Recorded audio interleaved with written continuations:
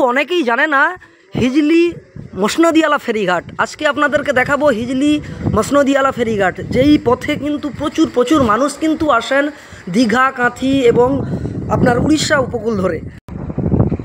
আর এই যে দেখছেন ব্রিজটি, এটি হচ্ছে আপনার ফেরিঘাটে যাওয়ার সেই ব্রিজ পল্টন থেকে।